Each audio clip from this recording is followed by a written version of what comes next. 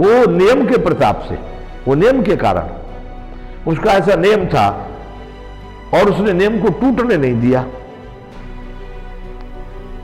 ऐसी बहुत सारी कथाएं आपको भक्तमाल में या समाज में बहुत सारी बातें आपको मिलेंगी कि एक नियम जिसने बना लिया और उस नियम के लिए उसने जो संकल्प किया उसको टूटने नहीं देता है, तो बड़ी भारी परमात्मा की आप पर कृपा होती है और आप उस नियम को पालन करने से योग में समाहित हो जाते हैं और योग ही परम कल्याण का हेतु है।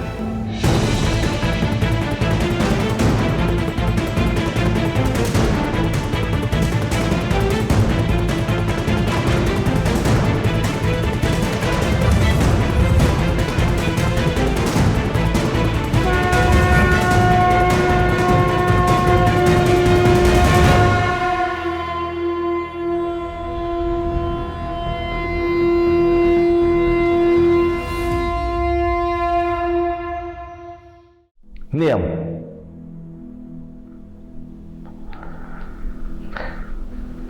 नियम तो साधारण रूप से आप जानते ही हैं,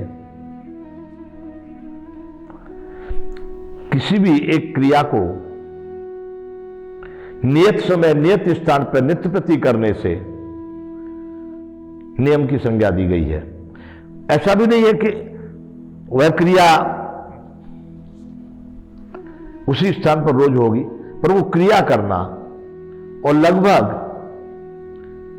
एक ही समय पर एक ही स्थान पर उस क्रिया को निरंतर करना, ये तो बहुत अच्छा नियम हो गया। लेकिन उस स्थान पर नहीं तो दूसरे स्थान पर भी उसी समय पर करना, ये दूसरे नंबर का हो गया।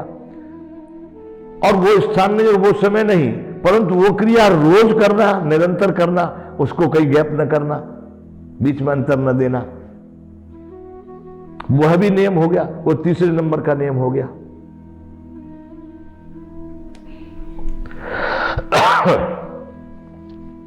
नियम है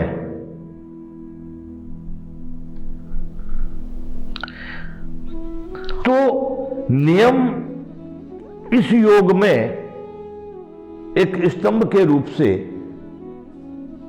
आपको सहायता करता है। अब नियम किस चीज का बनाना है आपको, नियम किस चीज का होना चाहिए? हर जगह हर चीज इस संसार में अच्छा और बुरा दोनों विभाग, तीसरे पक्ष आप ही है, न्यूट्रल आप है, आपके दोनों तरफ अच्छा बुरा है, आप जो चाहे वो पा सकते हैं।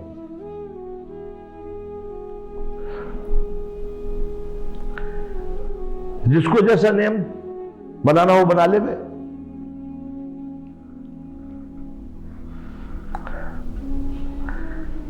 राम जी को भरत जी लेने के लिए चित्रकूट गए, वहां से राम जी जो वार्ता बनी उस तरह से नहीं आए, तो भरत जी अयोध्या वासियों के साथ अपने देश में गांव में आ गए। वहां पर आकर के लोगों ने नियम बनाया। अब वो नियम उसमें दिया है कि राम दर सहित नारे नर लगे करन व्रत नेम। राम जी 14 वर्ष के बाद फिर यहां आएंगे, उनका हमको दर्शन होगा, इसके लिए वो अपने व्रत का मतलब है एक संकल्प, नित्य प्रति उसी क्रिया को करना नियम। तो हम नियम अध्यात्म के लिए बना रहे हैं, धर्म के लिए बना रहे हैं, धन के लिए बना रहे हैं, मान प्रतिष्ठा के लिए बना रहे हैं। आप जिस कार्य के लिए भी जो नियम निर्धारित कर रहे हैं वो उसी की तरफ ले जाएगा। अगर आपने धन के लिए कोई नियम बनाया तो नित्य प्रति उसमें लगेगा तो आपको धन प्राप्त होगा। आपने नाम के लिए यदि कोई नियम का निर्धारण किया है तो नाम की तरफ आपको ले जाएगा।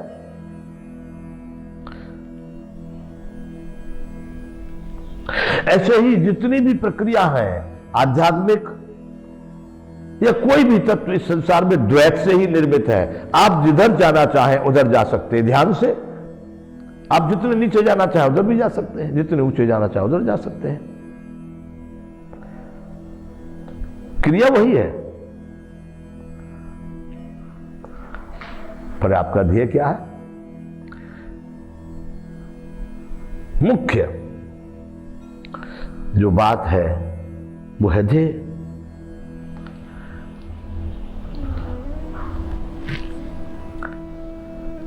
कुछ लोग प्रतिदिन आरती पूजा अपना करते हैं, कुछ लोग भगवान के मंदिर जाने का नियमित उनका नियम है, कोई स्वाध्याय का नियम बनाया तो कोई ध्यान का नियम बनाया हुआ है, कोई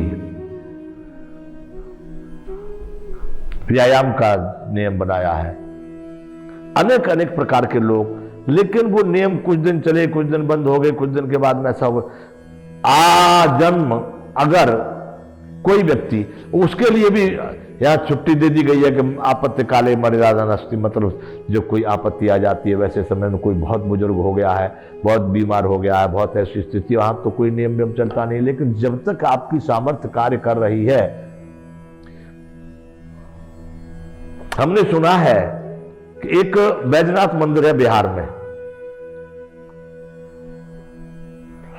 तो एक बैजनाथ नाम का एक ग्वालिया था, तो गाय वहां पर उसने देखा दूध देती थी, तो रोजाना भगवान को दूध चढ़ाने के लिए कोई प्रक्रिया उसने अपना ली, रोजाना भगवान के यहाँ जाना शुरू कर दिया, उस मंदिर पर रोज जाया करे। एक दिन बरसात का समय बताते, नदी पड़ती थी, बीच में बहुत जल हो गया, कोई जाने को वहां सामर्थ्यवान नहीं था, नहीं जा सकता था। लेकिन वो वैद्यनाथ जो है रुका नहीं, वो नदी में भी कूदते गिरते मरते पड़ते पहुंच गया वहां पर। तो बाबा वैद्यनाथ खुश हो गए, भाई ये है नियम का पक्का, इसका नियम है, किसी भी स्थिति में इसने उसको क्रिया को भंग नहीं किया। मैंने सुना है ऐसा, लोग बताते हैं वहां पर बाबा बैद्यनाथ पर लोग, वहां बिहार में बहुत काबर लोग लेके जाते हैं, वो कहानी बताते हैं। तो उस बैजू के बैद्यनाथ के नाम से उसका नाम बैद्यनाथ नाम पड़ा है। वो नियम के प्रताप से, वो नियम के कारण, उसका ऐसा नियम था और उसने नियम को टूटने नहीं दिया। ऐसी बहुत सारी कथाएं आपको भक्तमाल में या समाज में बहुत सारी बातें आपको मिलेंगी कि एक नियम जिसने बना लिया और उस नियम के लिए उसने जो संकल्प किया उसको टूटने नहीं देता है, तो बड़ी भारी परमात्मा की आप पर कृपा होती है और आप उस नियम को पालन करने से योग में समाहित हो जाते हैं और योग ही परम कल्याण का हेतु है।